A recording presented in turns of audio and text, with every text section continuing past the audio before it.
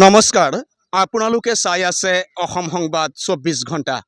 আজি আমি অসম সংবাদ ২৪ ঘণ্টাই আহি উপস্থিত হৈছোঁ শোণিতপুৰ জিলাৰ অন্তৰ্গত ঢেকিয়াজুলি ৰাজচক্ৰ এলেকাৰ ভঙা মন্দিৰত।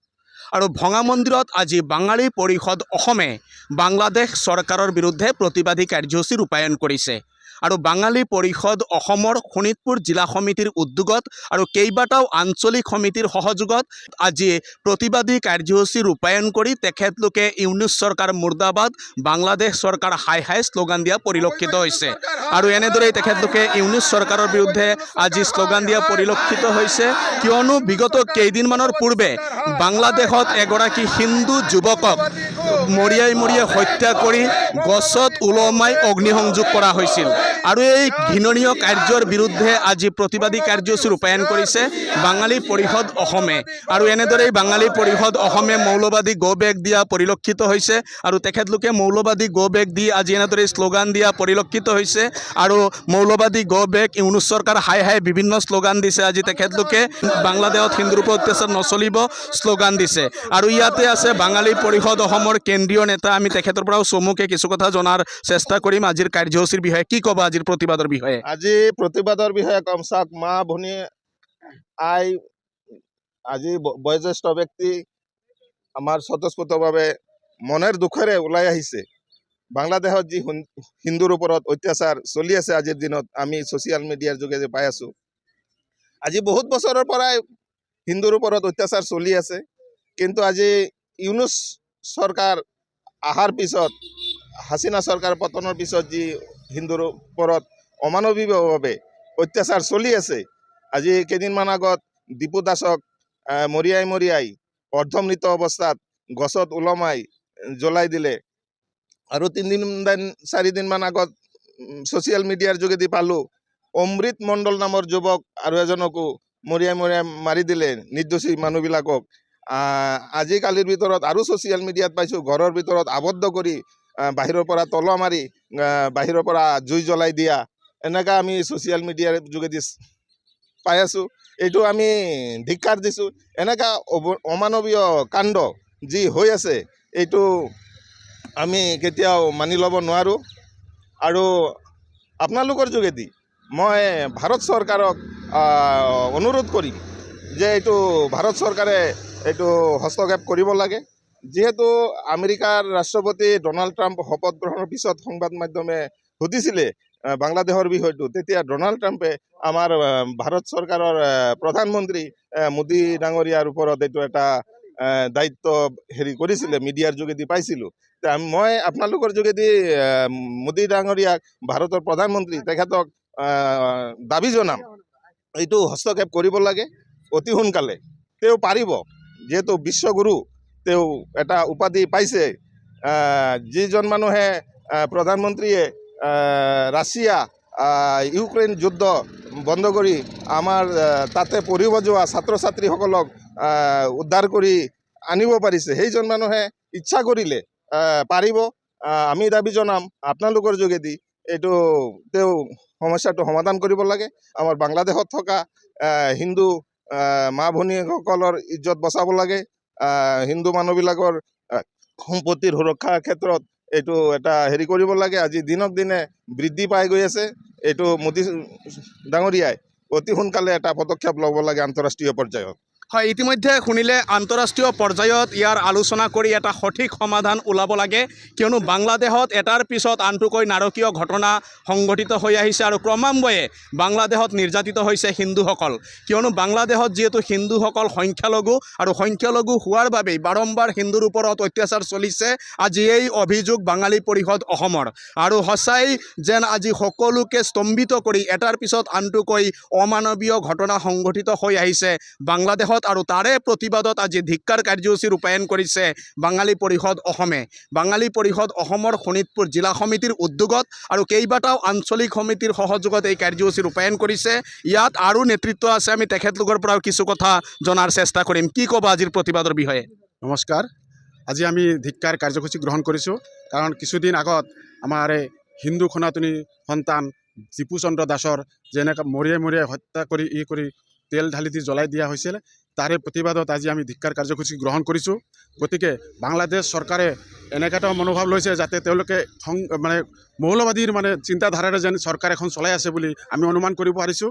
গতিকে মৌলবাদী চিন্তাধাৰাৰে কোনো চৰকাৰ টিকি থাকিব নোৱাৰে। তাৰ কাৰণে আমি এনেকুৱা জঘন্যতম কাম কৰিছে, তাৰ কাৰণে ধিক্কাৰ মানে কৰি শোণিতপুৰ জিলাৰ বাঙালী পৰিষদৰ পৰা আমি ধিক্কাৰ জনাইছোঁ। গতিকে আমি এনেকুৱা ধৰণৰ যাতে ভৱিষ্যতে আৰু তেনেকুৱা জঘন্যতম কাম যাতে নহয় আৰু আমি ইয়াৰ লগতে আমি অসম চৰকাৰৰ জৰিয়তে ভাৰত চৰকাৰকো অনুৰোধ কৰিছোঁ যাতে বাংলাদেশে হিন্দুৰ ওপৰত সুৰক্ষাৰ ব্যৱস্থা কৰে। তাৰ কাৰণে আমি আমাৰ ভাৰত চৰকাৰকো আমি অনুৰোধ কৰিছোঁ যাতে পৰৱৰ্তী সময়ত যাতে কোনো হিন্দু যদি সন্তানক যদি হত্যা কৰা হয় তেতিয়াহ'লে কিন্তু ভাৰতেও আমাৰ হিন্দু সমাজো বহি নাথাকে, এইটো আমি অনুৰোধ কৰিছোঁ। আৰু তাৰ লগতে এই কথাটো নিপাত নোযোৱাৰ আগতেই আকৌ এটা ছ'চিয়েল মিডিয়াত আকৌ শুনিব পাৰিছোঁ যে অমৃত মণ্ডল নামৰ আৰু এজন যুৱকক হত্যা কৰিছে। গতিকে এই ধৰণৰ যদি হত্যাযজ্ঞ চলি থাকে ইয়াৰ কিন্তু পৰিণতি কিন্তু ভীষণ হ'বলৈ গৈ আছে বুলি মই অনুমান কৰিছোঁ আৰু চৰকাৰক সকীয়ানি দিছোঁ যে এনেধৰণৰ হত্যাকাণ্ড যাতে ভৱিষ্যতে আৰু নহয়। হয়, ইতিমধ্যে শুনিলে বাংলাদেশ চৰকাৰৰ বিৰুদ্ধে আজি সকিয়নি প্ৰদান কৰিছে বাঙালী পৰিষদ অসমৰ নেতাকৰ্মীসকলে আৰু তেখেতলোকে কোনো পধ্যেই হিন্দু হত্যা নচলিব বাংলাদেশত এই হুংকাৰ দিছে আজি ভঙা মন্দিৰৰ পৰা। আৰু ইয়াত আছে বাঙালী পৰিষদ অসমৰ শোণিতপুৰ জিলাৰ সভাপতি, আমি তেখেতৰ পৰাও কিছু কথা জনাৰ চেষ্টা কৰিম। কি ক'বা আজিৰ প্ৰতিবাদৰ বিষয়ে? আজি আমি ভাঙা মন্দিৰ অঞ্চলত 4টা আঞ্চলিক কমিটি মিলি পেলাই ইয়াতে প্ৰতিবাদ কাৰ্যসূচী পালন কৰি আছোঁ। লগতে শোণিতপুৰ জিলা সমিতিও আমাৰ ইয়াত আছোঁ। আমি আৰু কিমান ধিক্কাৰ দিম, ধিক্কাৰ দি আমি হয়ৰাণ হৈ গৈছোঁ। আমি ভাৰত চৰকাৰকো কৈ আছোঁ, আপোনালোকক আমি ভোট দি পেলাই আপোনালোকক আনিছিলোঁ। গতিকে আপোনালোকে এনেকুৱা যদি সদায় কৰি থাকে আপোনালোকে কিয় একশ্যন নলয় মই বুজিব পৰা নাই, বা আমি হিন্দু মানুহখিনিয়ে বুজিব পৰা নাই। অতি সোনকালে আমি বিচাৰিছোঁ বাংলাদেশৰ ওপৰত একশ্যন ল'ব লাগে আৰু বাংলাদেশৰ চৰকাৰক উৎখাত কৰি তাৰ প্ৰত্যুত্তৰ দিব লাগে বুলি আমি দাবী জনাইছোঁ। ধন্যবাদ। কি ক'বা আজিৰ দিনটোত? নমস্কাৰ, মই ইউনিট চৰকাৰক সাৱধান কৰিবলৈ ওলাইছোঁ। আমাৰ গাত তেজ আছে, যদি তেনেকুৱা কৰি থাকে তেতিয়াহ'লে আমি কিন্তু অসমত বহি নাথাকোঁ। আমিও এদিন হ'লে জাগিম, লাগিলে মৃত্যুত বৰণ কৰিম, তথাপি কিন্তু হিন্দুক এনেকুৱা হত্যা কৰা হত্যাযজ্ঞ আমি মানি নলওঁ। আৰু ইয়াৰ লগতে মোদী চৰকাৰক আমি অনুৰোধ জনাইছোঁ যে আমাৰ বাঙালী ভোটৰ কাৰণে মোদী চৰকাৰ আগবাঢ়ি আহিছে আৰু আমিও তেনেকৈ আগবাঢ়ি গৈছোঁ। কিন্তু সেই সময়ত যদি মোদী চৰকাৰে ইয়াৰ কোনো একশ্যন নলয় তেতিয়াহ'লে আমাৰ অন্তৰত বহুত দুখ পাইছোঁ। গতিকে আমি মোদী চৰকাৰক অনুৰোধ জনাইছোঁ যাতে এই হিন্দু হত্যাযজ্ঞৰ প্ৰতিবাদত আমাৰ ভাৰত চৰকাৰেও কিবা এটা প্ৰতিবাদ কৰে, তাৰ কাৰণে অনুৰোধ জনাইছোঁ। হয়, ইতিমধ্যে শুনিলে হিন্দু হত্যা কোনো পধ্যেই সহ্য কৰা নহ'ব বুলি আজি সকলোৱে হুংকাৰ দিছে আৰু এনেদৰেই ভঙা মন্দিৰৰ পৰাই হুংকাৰ দিয়া হৈছে হিন্দু হত্যাযজ্ঞ বন্ধ হ'ব লাগিব বাংলাদেশত। আৰু যদি বাংলাদেশ চৰকাৰে বাৰম্বাৰ এনেধৰণৰ হিন্দুৰ ওপৰত নিৰ্যাতন হত্যালীলা চলায় তেতিয়াহ'লে কিন্তু বহি নাথাকে ভাৰতীয় হিন্দুসকলো। এনেধৰণৰ হুংকাৰ আহি পৰিছে। আজি কি ক'ব আজিৰ দিনটোত? হয়, আমি ধিক্কাৰ জনাইছোঁ। যি বাংলাদেশত অবৈধ ইউনিট চৰকাৰ অহাৰ পিছৰ পৰা এনেকৈ হিন্দুৰ ওপৰত নিধনযজ্ঞ আৰম্ভ হৈছে।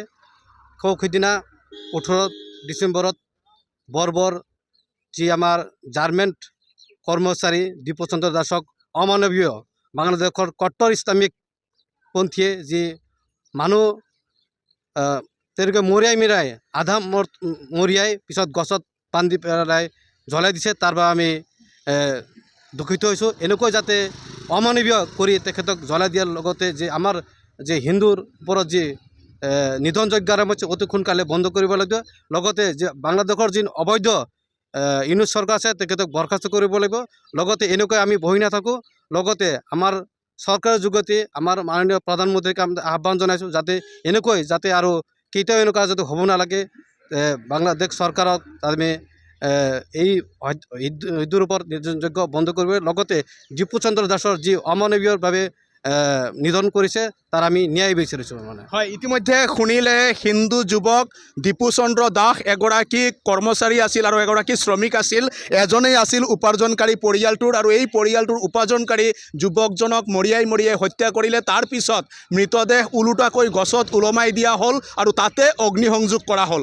এয়াই যেন মানৱীয়তাৰ সম্পূৰ্ণ স্খলন ঘটিছে বাংলাদেশত, আৰু ইয়াকে লৈ এতিয়া জাগি উঠিছে ভাৰতীয় হিন্দু সমাজ। আৰু ভাৰতীয় হিন্দু সমাজৰ সমান্তৰালকৈ আজি বাঙালী পৰিষদ অসমে ভঙা মন্দিৰত প্ৰতিবাদ সাব্যস্ত কৰিছে, আৰু ভঙা মন্দিৰৰ পৰাই বাংলাদেশ চৰকাৰক সকিয়নি দিছে আৰু অসম তথা ভাৰত চৰকাৰক বাংলাদেশ চৰকাৰক শিক্ষা দিয়াৰ আহ্বান জনাইছে। আৰু এনেদৰেই আজি চলিছে ধিক্কাৰ কাৰ্যসূচী, আৰু ইয়াত বৃহৎ আৰক্ষীৰ দলো মোতায়েন কৰা হৈছে।